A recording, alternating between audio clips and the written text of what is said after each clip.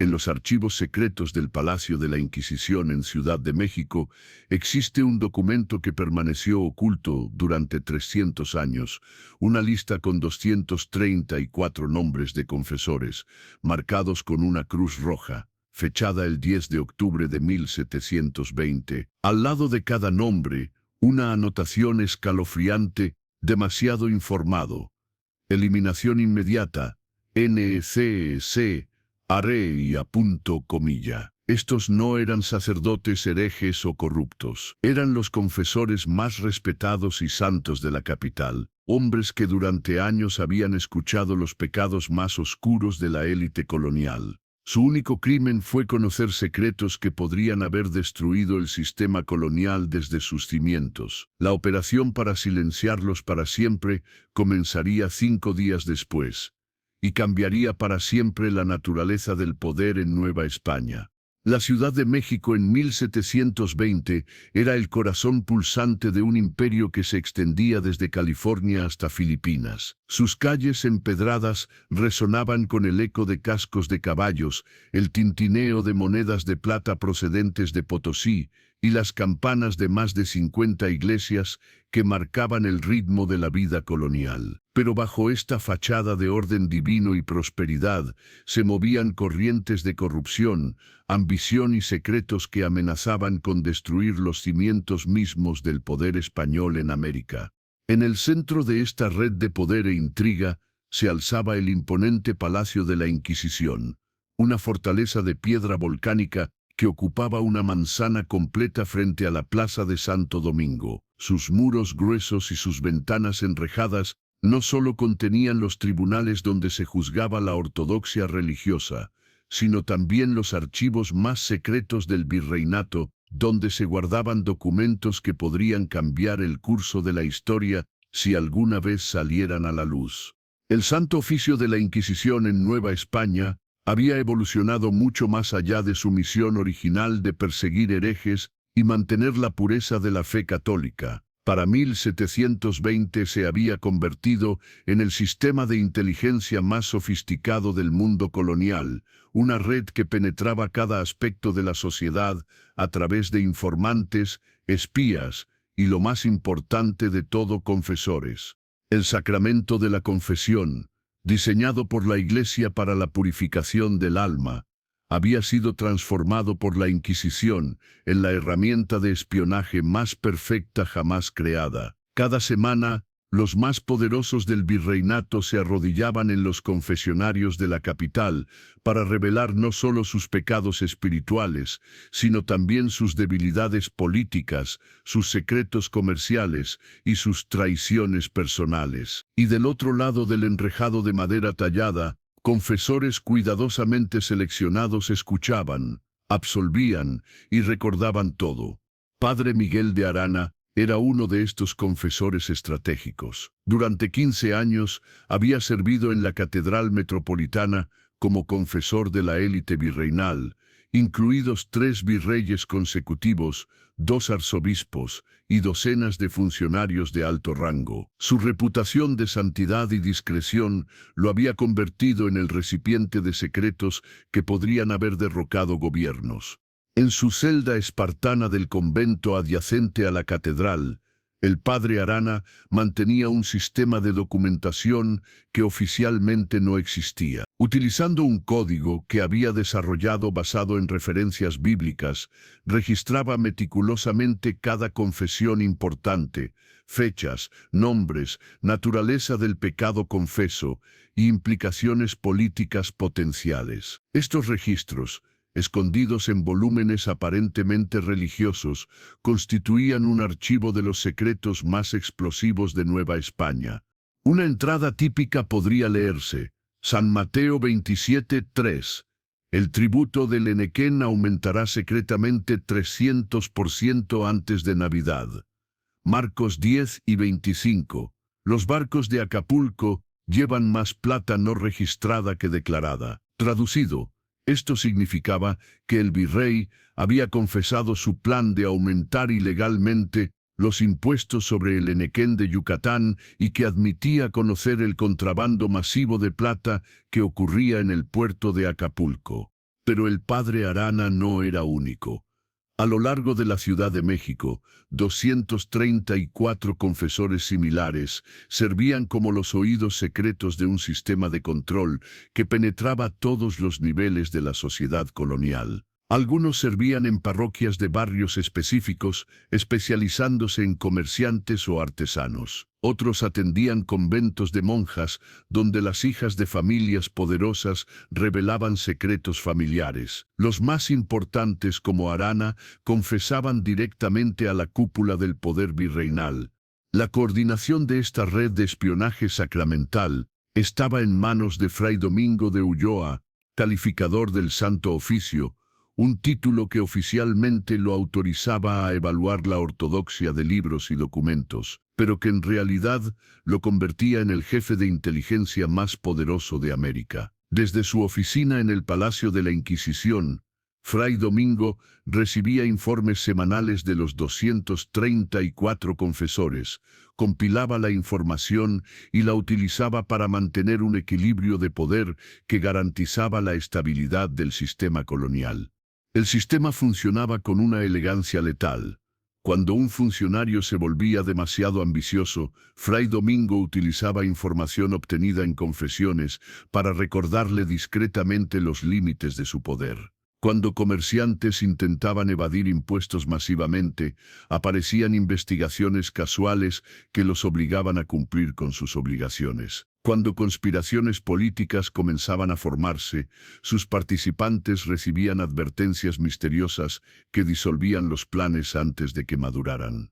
Durante décadas, este sistema había mantenido una estabilidad relativa en Nueva España, evitando las revueltas y crisis políticas que habían afectado otras colonias. Pero para 1720, la red de confesores había acumulado tanto poder e información que se había convertido en una amenaza para aquellos mismos que la habían creado. El punto de crisis llegó en septiembre de 1720, cuando llegaron a Ciudad de México rumores persistentes sobre una posible inspección real enviada directamente desde Madrid. El rey Felipe V, influenciado por consejeros que sospechaban de la corrupción masiva en sus colonias americanas, había decidido enviar una comisión de investigadores con poderes extraordinarios para revisar todos los aspectos del gobierno virreinal. Esta noticia causó pánico en los niveles más altos del poder colonial. El virrey Marqués de Valero, el arzobispo José de Lanciego y Eguilaz, los principales comerciantes y los funcionarios de la Real Hacienda sabían que una investigación real completa revelaría décadas de corrupción sistémica que podrían resultar en ejecuciones masivas y la reestructuración total del gobierno colonial. Pero había un problema aún más grave. Los 234 confesores poseían documentación detallada de todas estas corrupciones. Si los investigadores reales decidieran interrogar a los confesores, o peor aún, si los confesores decidieran por cuenta propia revelar lo que sabían para protegerse o por escrúpulos de conciencia, el resultado sería catastrófico para toda la élite colonial. La crisis se intensificó cuando 3 eventos coincidieron en la primera semana de octubre de 1720.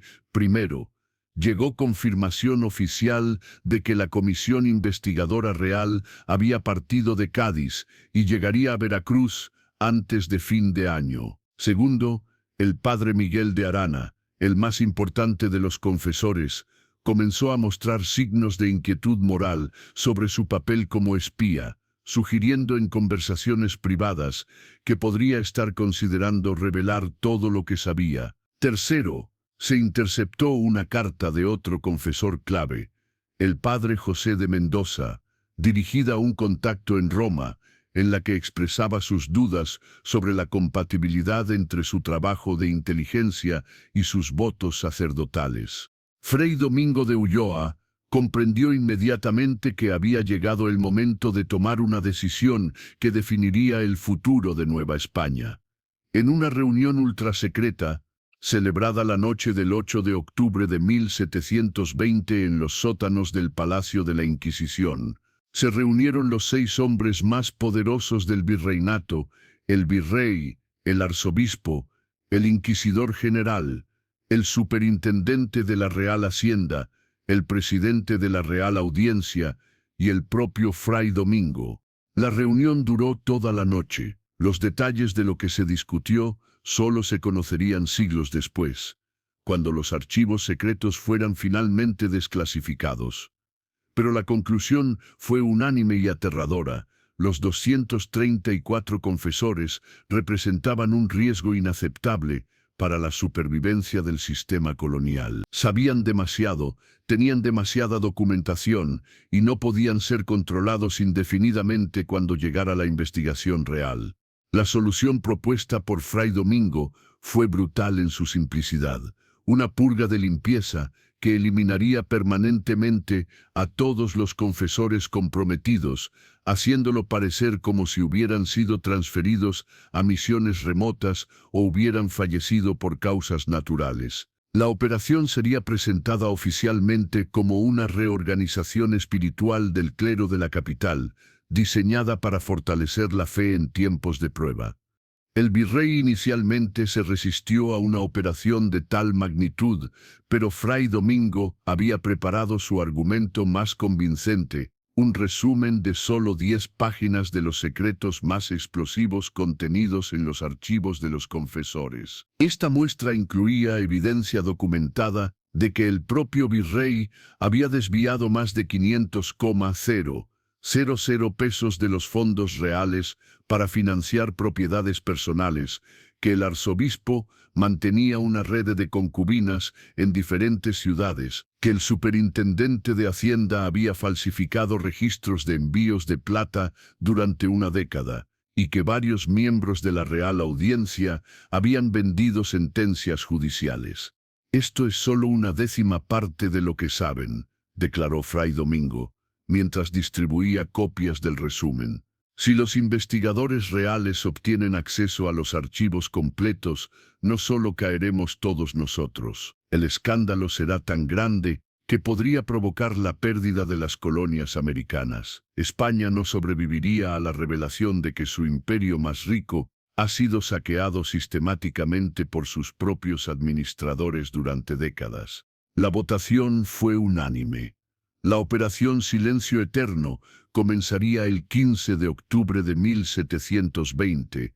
Los 2 días siguientes se utilizaron para planificar meticulosamente cada aspecto de la operación. Fray Domingo había creado una organización secreta dentro del Santo Oficio, conocida solo como los Guardianes de la Fe, compuesta por 50 funcionarios menores de la Inquisición, que habían demostrado lealtad absoluta y que serían los ejecutores directos de la purga.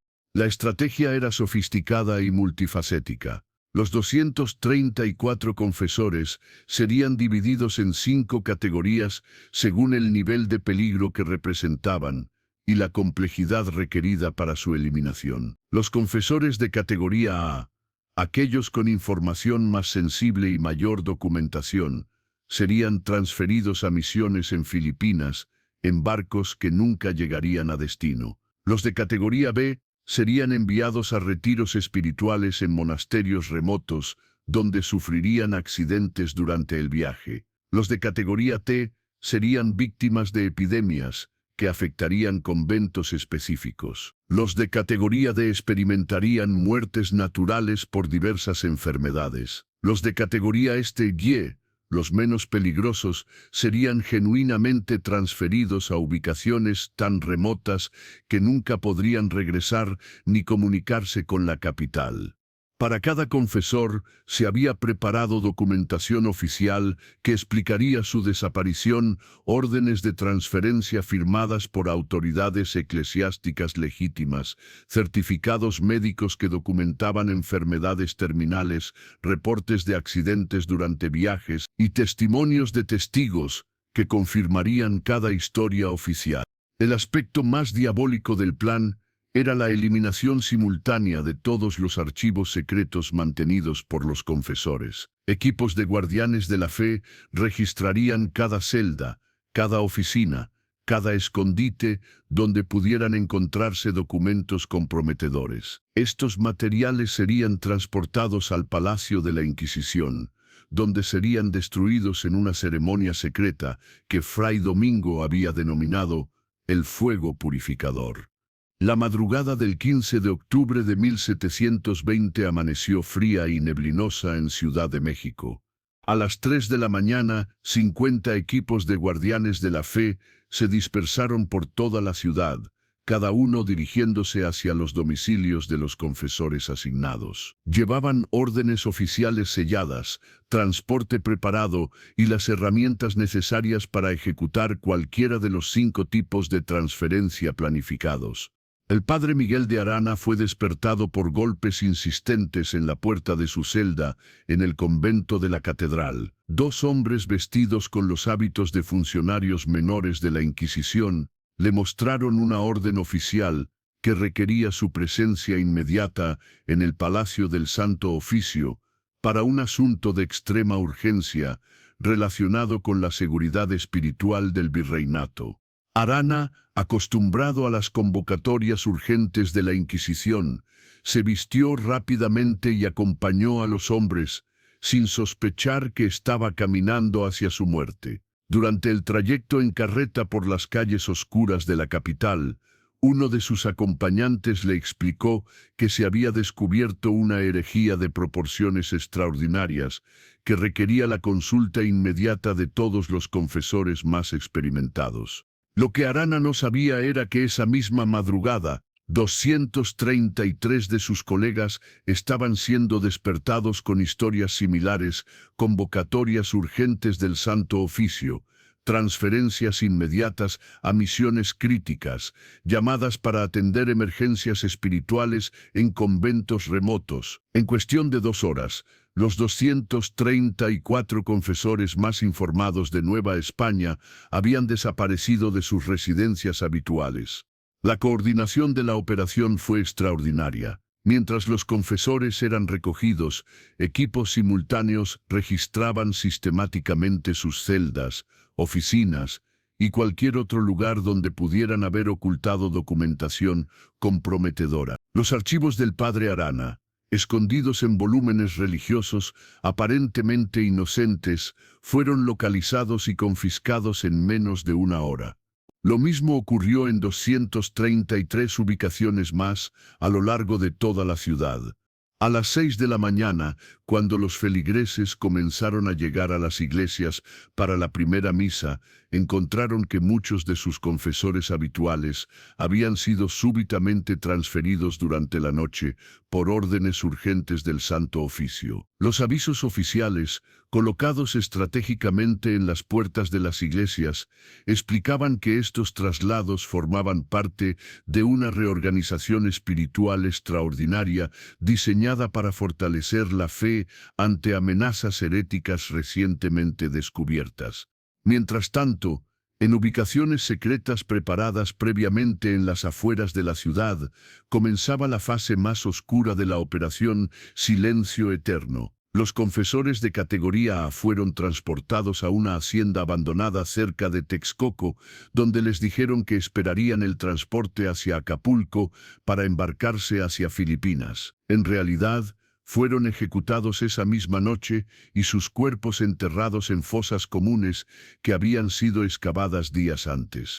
Los de categoría B fueron llevados hacia rutas montañosas donde supuestamente se dirigían a retiros espirituales. Sus accidentes fueron cuidadosamente orquestados, caídas desde precipicios, ataques de bandidos fabricados, derrumbes que sepultaron carretas enteras. En cada caso, testigos previamente preparados confirmarían las versiones oficiales de estos accidentes trágicos, pero inevitables. La eliminación de los confesores de categoría C requirió más sofisticación. Fueron transportados a conventos remotos donde supuestamente ayudarían a combatir epidemias espirituales. Una vez allí, fueron infectados deliberadamente con enfermedades que el doctor Sebastián Vázquez, un médico corrupto en la nómina de Fray Domingo, había seleccionado específicamente por ser mortales pero suficientemente comunes como para no despertar sospechas. Los confesores de categoría D fueron los más fáciles de eliminar. Simplemente comenzaron a enfermarse de diversas dolencias que evolucionaron rápidamente hacia la muerte. El doctor Vázquez proporcionó certificados médicos auténticos para cada caso, documentando síntomas consistentes con enfermedades conocidas, y realizó autopsias que confirmaban las causas de muerte oficiales. Solo los confesores de categoría Mézières, aquellos con información menos crítica, sobrevivieron genuinamente a la purga. Fueron efectivamente transferidos a ubicaciones tan remotas como las misiones del norte de California, las montañas de Chiapas o las selvas de Tabasco, con órdenes estrictas de no mantener correspondencia con la capital y de dedicarse exclusivamente a la evangelización de poblaciones indígenas. Durante las siguientes 6 semanas, la Ciudad de México experimentó una transformación silenciosa pero radical. Las familias de los confesores desaparecidos recibían visitas de funcionarios de la Inquisición que les entregaban cartas supuestamente escritas por sus parientes, explicando sus nuevas asignaciones y expresando su entusiasmo por servir a Dios en ubicaciones remotas. Estas cartas, cuidadosamente falsificadas por especialistas en caligrafía empleados por Fray Domingo, incluían detalles convincentes sobre las nuevas misiones y promesas de correspondencia futura que nunca llegaría. Los feligreses que preguntaban por sus confesores habituales recibían explicaciones oficiales que variaban según la categoría de eliminación. Algunos habían sido llamados por Dios para misiones especiales en Oriente. Otros habían sucumbido trágicamente a accidentes o enfermedades. Los más afortunados estaban sirviendo heroicamente en fronteras peligrosas donde la comunicación era imposible debido a las amenazas de tribus hostiles. La operación de destrucción de archivos fue igualmente meticulosa. Durante 3 noches consecutivas, las chimeneas del Palacio de la Inquisición ardieron continuamente mientras toneladas de documentos comprometedores se convertían en cenizas. Fray Domingo supervisó personalmente esta purificación, asegurándose de que no quedara ni un solo papel que pudiera comprometer a los líderes de la operación. Pero la eliminación de evidencia física fue solo el primer paso. Fray Domingo había comprendido que una operación de tal magnitud podría eventualmente generar sospechas, especialmente cuando llegaran los investigadores reales. Para protegerse, había creado un segundo nivel de documentación falsa que presentaría una versión completamente diferente de los eventos. Según esta versión alternativa, los 234 confesores habían sido identificados como miembros de una herejía secreta que amenazaba la pureza de la fe católica en Nueva España. Esta herejía, supuestamente llamada los Iluminados de Nueva España, había utilizado el confesionario para difundir doctrinas prohibidas y crear una red de seguidores que planeaban subvertir la autoridad de la Iglesia. Para dar credibilidad a esta historia fabricada, se crearon documentos falsos que probaban la existencia de la herejía, correspondencia interceptada entre los supuestos heréticos, textos doctrinales prohibidos, supuestamente encontrados en sus posesiones, testimonios de testigos que habían sido seducidos por las falsas enseñanzas, y hasta confesiones de algunos de los propios confesores admitiendo su participación en la conspiración herética.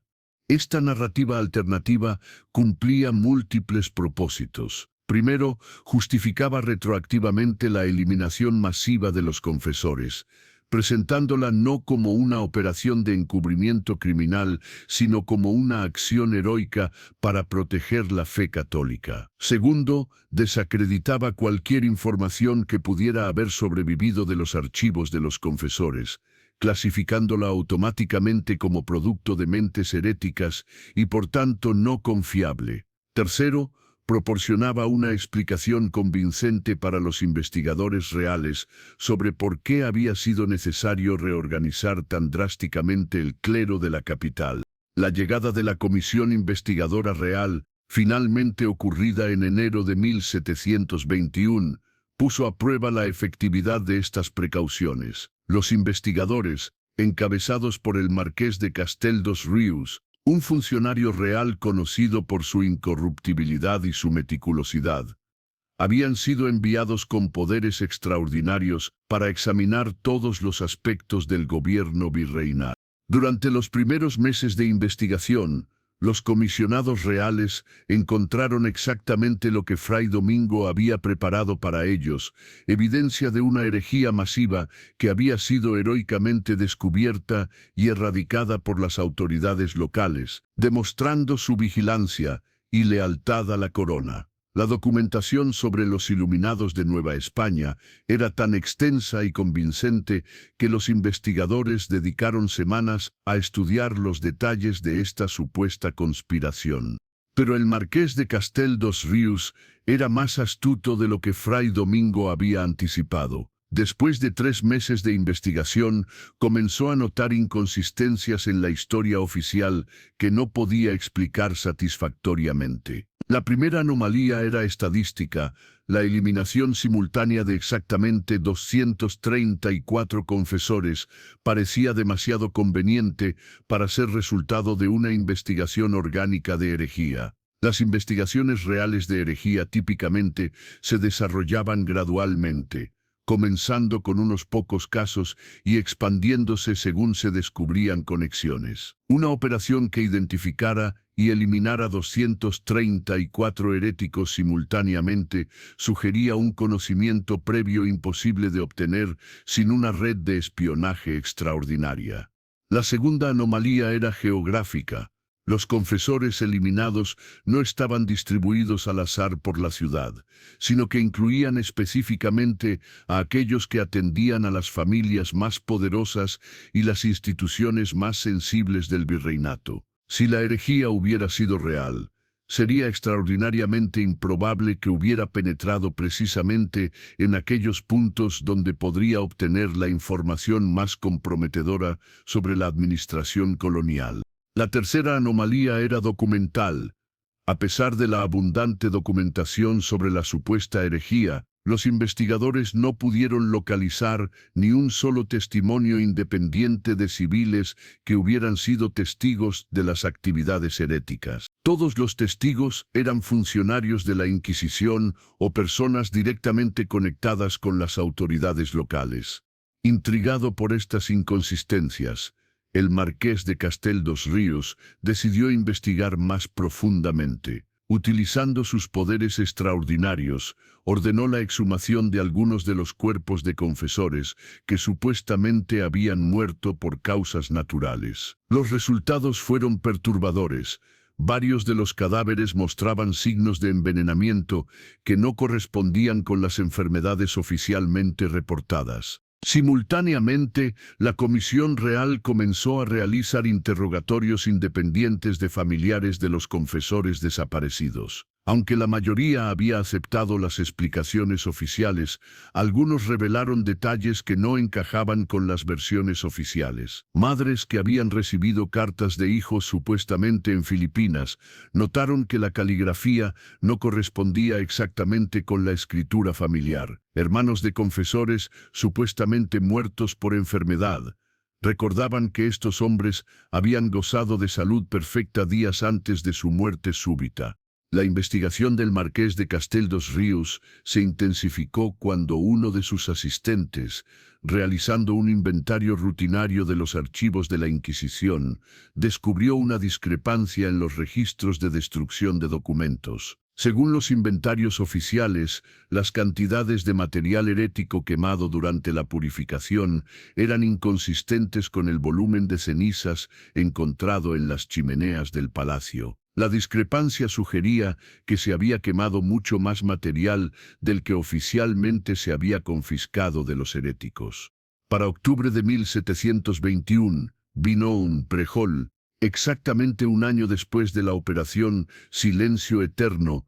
El marqués de Castel dos Rios había acumulado suficiente evidencia para sospechar que había descubierto no una herejía, sino una conspiración criminal masiva diseñada para ocultar la corrupción sistémica del gobierno virreinal. Sin embargo, también había llegado a una conclusión preocupante.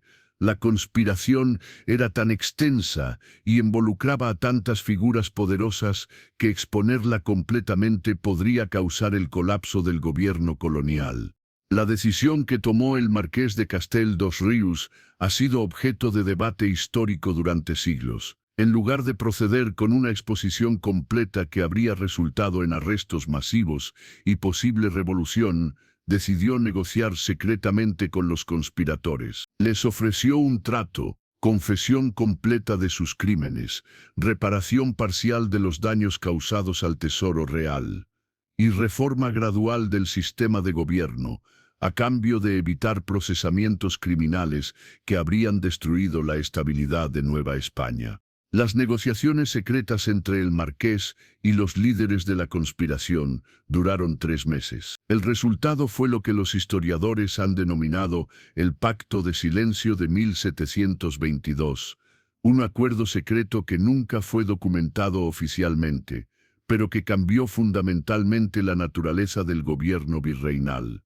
Según los términos del pacto, los conspiradores admitían privadamente la eliminación de los 234 confesores y la destrucción de evidencia, pero esta admisión nunca sería revelada públicamente. A cambio, se comprometían a transferir 2 millones de pesos del tesoro personal, acumulado ilegalmente de vuelta a las arcas reales, a implementar reformas administrativas que reducirían las oportunidades de corrupción futura, y a aceptar la supervisión permanente de representantes reales, que monitorearían las operaciones del gobierno. Fray Domingo de Ulloa, como arquitecto principal de la conspiración, recibió el castigo más severo dentro de los límites del pacto: transferencia inmediata a un monasterio remoto en España, donde viviría el resto de sus días en reclusión. Oficialmente, esta transferencia fue presentada como un reconocimiento a sus servicios extraordinarios en la defensa de la fe católica contra la herejía de los iluminados. El virrey Marqués de Valero fue promovido a un puesto ceremonial en la Corte de Madrid, efectivamente terminando su carrera administrativa activa. El arzobispo fue transferido a una diócesis menor en Andalucía. Otros funcionarios menores enfrentaron degradaciones, transferencias o retiros forzados, todos presentados públicamente como movimientos rutinarios de personal. La historia oficial de los Iluminados de Nueva España se mantuvo como la explicación oficial de la desaparición de los 234 confesores. Esta versión fue incorporada en los registros oficiales de la Inquisición, en las crónicas del virreinato y en los informes enviados a Madrid. Durante los siguientes 200 años, historiadores que estudiaron el período colonial aceptaron esta explicación como factual, sin sospechar la verdad que había detrás.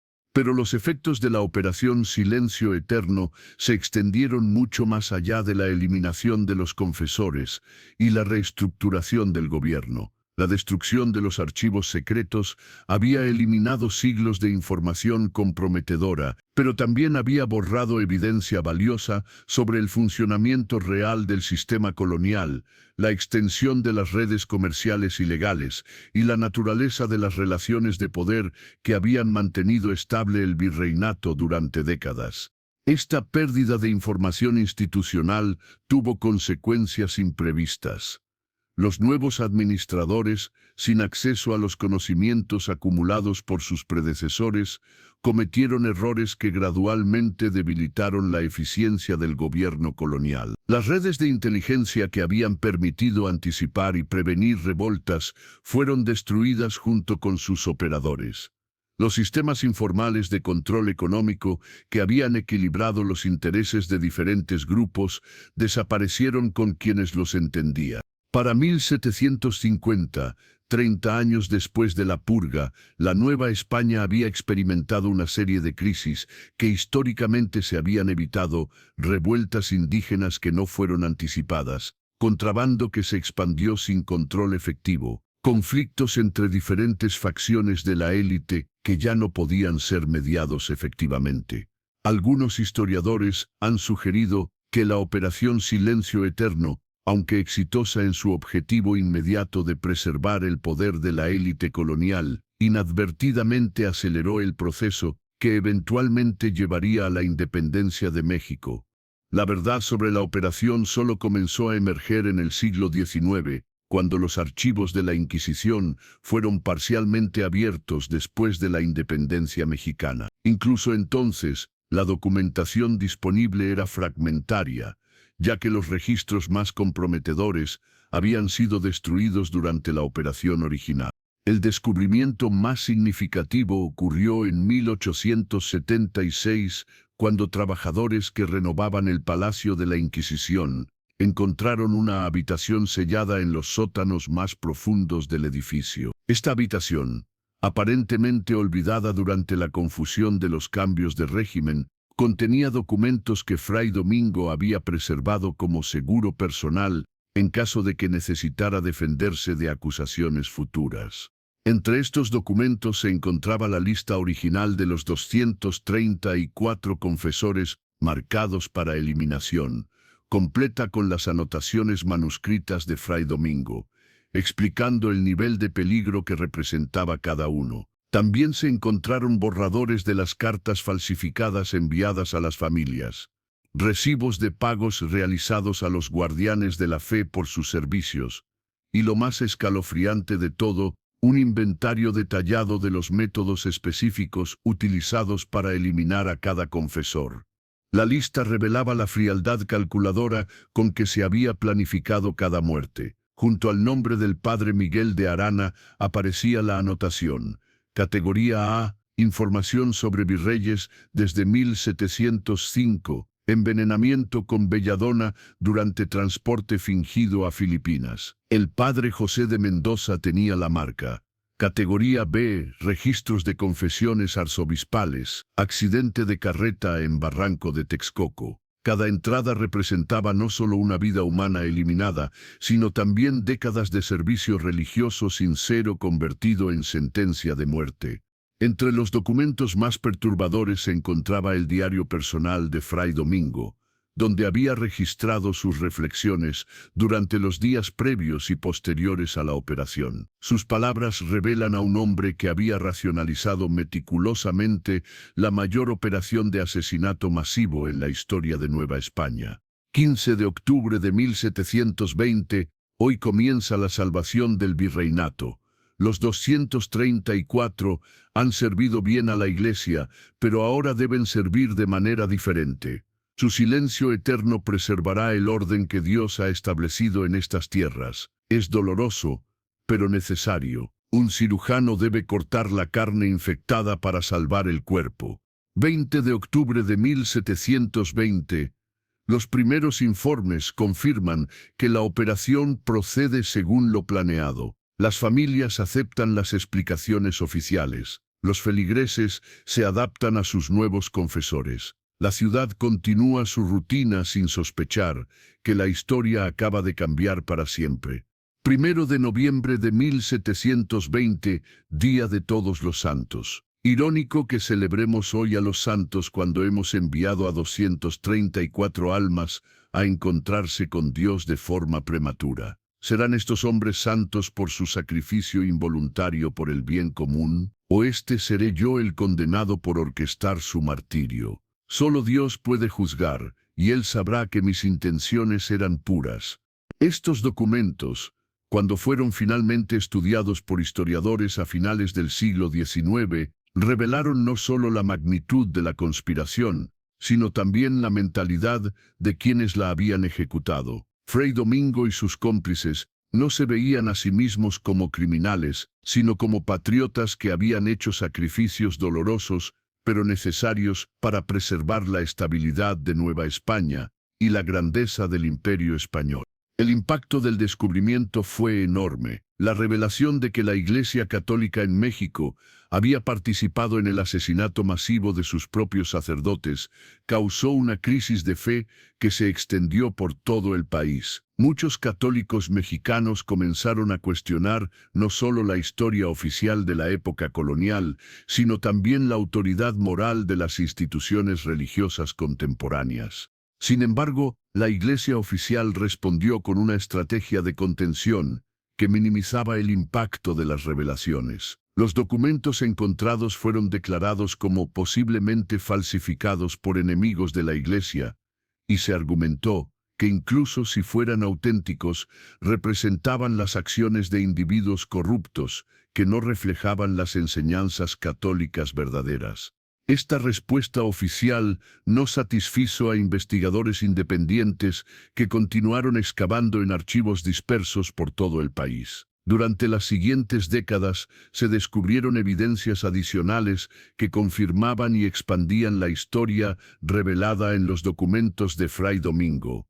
En 1923, durante obras de construcción en lo que había sido el convento de la catedral, trabajadores descubrieron una serie de tumbas no marcadas que contenían restos de al menos 15 hombres que habían muerto aproximadamente en la época de la purga. Los análisis forenses, realizados con técnicas modernas disponibles en ese momento, confirmaron que varios de estos hombres habían sido envenenados con sustancias que coincidían con las descripciones encontradas en los documentos de Fray Domingo.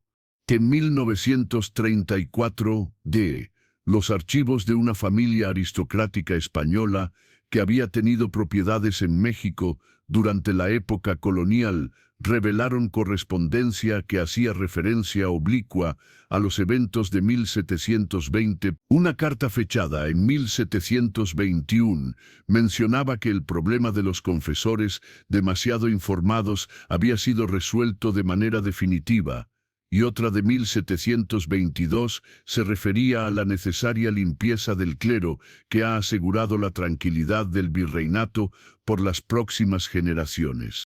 Gradualmente, a través de décadas de investigación paciente, emergió un cuadro completo de lo que había sido la operación criminal más sofisticada de la era colonial. Pero también emergió algo más, una comprensión más profunda de cómo el poder absoluto puede corromper incluso las instituciones más sagradas y cómo el secreto del confesionario, diseñado para la salvación de almas, puede ser pervertido en una herramienta de control político y espionaje. La historia de los 234 confesores silenciados también reveló las conexiones profundas entre el poder religioso y el poder político en la sociedad colonial. La Inquisición no era simplemente un tribunal religioso, sino parte integral del sistema de gobierno imperial. Los confesores no eran solo ministros espirituales, sino agentes de inteligencia, cuyo conocimiento los convertía en amenazas para quienes habían corrompido el sistema que se suponía debían servir. El legado de la Operación Silencio Eterno se extendió mucho más allá de las 234 víctimas directas. Transformó fundamentalmente la relación entre el clero y los fieles en Nueva España, creando una atmósfera de desconfianza que persistiría durante generaciones. Los confesores que sobrevivieron a la purga, así como aquellos que fueron nombrados para reemplazar a los eliminados, operaron bajo la sombra del conocimiento de lo que podría sucederles si acumulaban demasiada información comprometedora. Esta transformación tuvo consecuencias inesperadas para la evolución del catolicismo mexicano. Los nuevos confesores, conscientes del destino de sus predecesores, desarrollaron prácticas más discretas y menos documentadas. Comenzaron a enfatizar la absolución inmediata sin retención de detalles específicos y evitaban mantener registros que pudieran ser utilizados más tarde como evidencia comprometedora. Paradójicamente, esto resultó en un catolicismo más espiritual y menos político. Los confesores post-1720 se concentraron más en la salvación de almas y menos en la recopilación de secretos políticos. Esta transformación inadvertida puede haber contribuido a fortalecer la fe genuina entre los fieles, quienes comenzaron a percibir el confesionario como un espacio más seguro para la reflexión espiritual honesta. Pero la operación también tuvo efectos sociales más amplios. La eliminación de los 234 confesores había destruido redes informales de comunicación y mediación que habían mantenido la estabilidad social durante décadas. Estos confesores no solo habían recibido secretos comprometedores, también habían servido como consejeros, mediadores en disputas familiares y fuentes de información sobre las necesidades reales de sus comunidades. La pérdida de estas funciones sociales contribuyó gradualmente a una fragmentación de las comunidades urbanas de Ciudad de México. Sin los confesores experimentados que habían conocido las historias familiares durante generaciones, las nuevas generaciones de fieles perdieron conexiones importantes con su pasado y con las tradiciones que habían definido sus identidades comunitarias.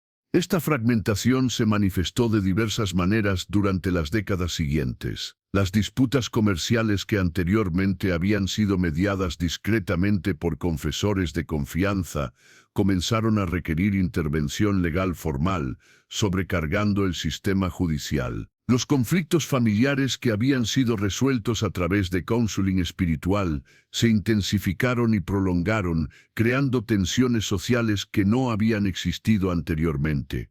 El sistema de información que había permitido a las autoridades anticipar y prevenir problemas sociales también había desaparecido. Los nuevos confesores, conscientes de los riesgos de saber demasiado, evitaban involucrarse en las complejidades políticas y sociales de sus comunidades. Como resultado, las autoridades coloniales perdieron su capacidad de detectar tempranamente signos de descontento social, revoluciones potenciales o crisis económicas emergentes.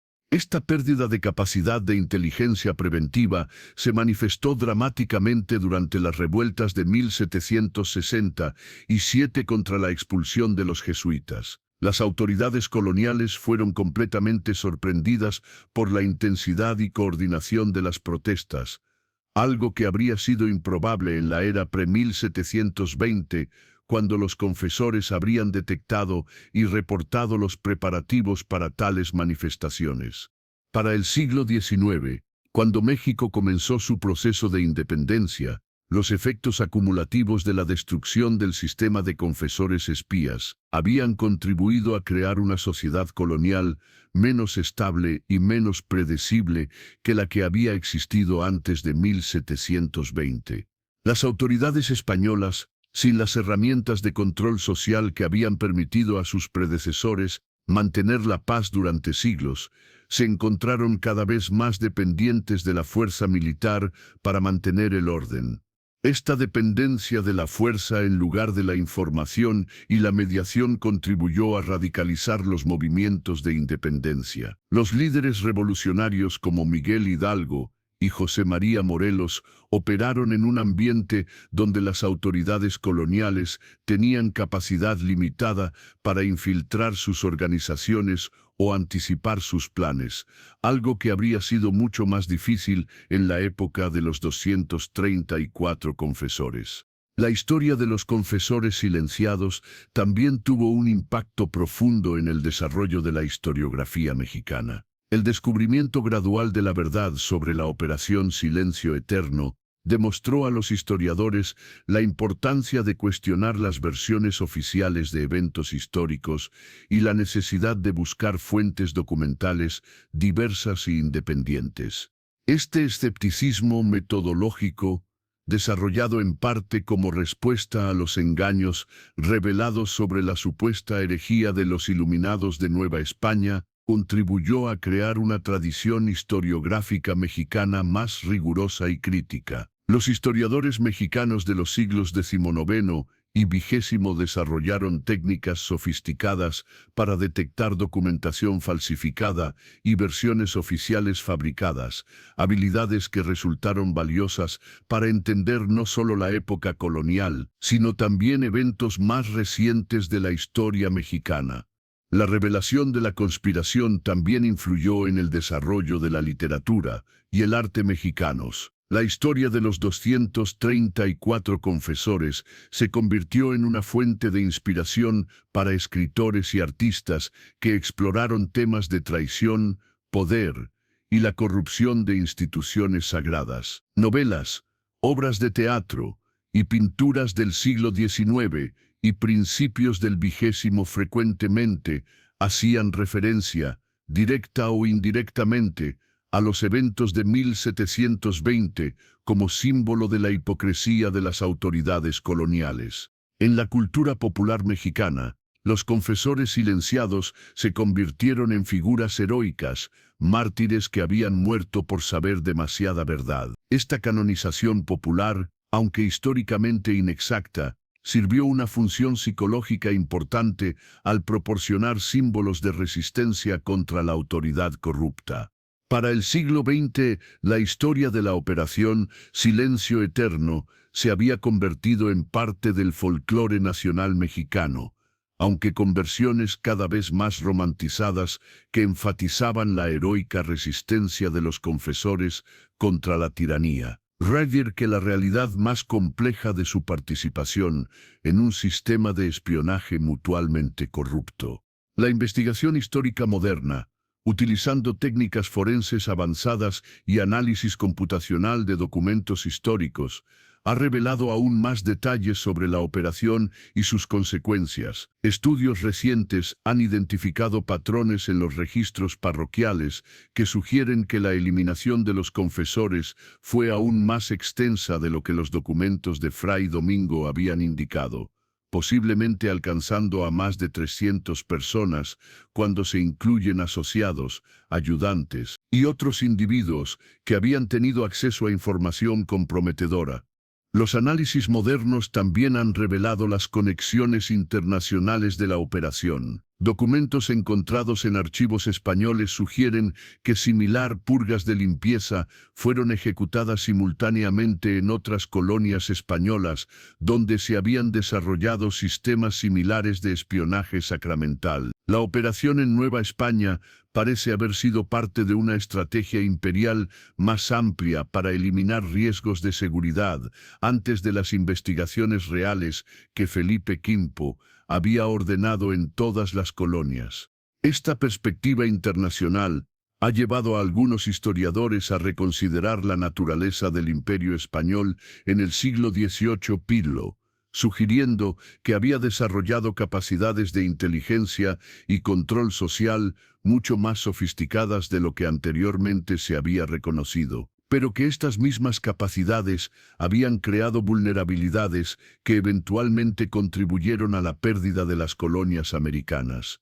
Hoy, 3 siglos después de la Operación Silencio Eterno, los nombres de los 234 confesores están grabados en una placa memorial en la Catedral Metropolitana de Ciudad de México, reconociendo oficialmente su destino. La placa, instalada en 2020 durante el tricentenario de su eliminación, dice simplemente: en memoria de los 234 confesores que sirvieron a esta catedral y desaparecieron en octubre de 1720, que sus almas encuentren la paz que les fue negada en vida, y que su memoria nos recuerde que el conocimiento de la verdad, aunque peligroso, es siempre sagrado. Cada 15 de octubre, una pequeña ceremonia se lleva a cabo en la catedral para recordar a los confesores silenciados. Los participantes encienden 234 velas y leen los nombres de las víctimas, muchos de los cuales fueron recuperados de los documentos encontrados en los archivos secretos. Es un recordatorio silencioso pero poderoso de cómo las instituciones más sagradas pueden ser corrompidas por el poder, y de cómo los guardianes de secretos a veces se convierten en víctimas de los mismos secretos que protejan. La historia de los 234 confesores silenciados para siempre permanece como una de las tragedias más complejas de la historia colonial mexicana. No es una historia simple de buenos y malos, sino una exploración de cómo sistemas corruptos pueden atrapar a individuos bien intencionados, cómo la información puede convertirse en una maldición mortal y cómo las instituciones diseñadas para la salvación pueden ser pervertidas en instrumentos de destrucción. Nos enseña que los secretos más peligrosos no son los que guardamos de nuestros enemigos, sino los que guardamos de nosotros mismos. Los 234 confesores murieron no porque fueran malvados, sino porque sabían demasiado sobre la maldad de otros. Su silencio eterno se convirtió en el precio que pagaron por servir como los oídos de un sistema que prefirió destruir a sus testigos antes que enfrentar sus propios crímenes. En última instancia, la Operación Silencio Eterno falló en su objetivo principal. Aunque logró eliminar a los testigos directos de la corrupción colonial y destruir la evidencia documentada, no pudo borrar las consecuencias estructurales de décadas de mal gobierno. Los problemas que los confesores habían documentado en sus archivos secretos, la corrupción sistémica, la explotación de los recursos coloniales, la desconexión entre las élites coloniales y el pueblo, continuaron creciendo hasta que eventualmente destruyeron el sistema que la operación había tratado de preservar. La verdadera lección de los 234 confesores silenciados es que la verdad, aunque pueda ser suprimida temporalmente, eventualmente encuentra formas de emerger. Los archivos pueden ser quemados, los testigos pueden ser eliminados y las historias oficiales pueden ser fabricadas, pero las consecuencias de los actos corruptos continúan manifestándose en la realidad histórica hasta que la verdad es finalmente reconocida. Hoy, mientras visitamos las iglesias coloniales de Ciudad de México, caminamos por espacios que una vez albergaron a hombres que murieron por saber demasiado. Sus confesionarios, muchos de los cuales aún existen, permanecen como monumentos silenciosos a la memoria de aquellos que escucharon demasiados secretos y pagaron con sus vidas por esa escucha. Que su historia nos recuerde que en cualquier época y en cualquier lugar, aquellos que guardan los secretos del poder viven siempre al borde del peligro, y que el precio del silencio a veces puede ser la vida misma. Los 234 confesores de Ciudad de México aprendieron esta lección de la manera más trágica posible, y su memoria perdura como advertencia eterna para quienes sirven como guardianes de verdades que otros prefieren mantener ocultas.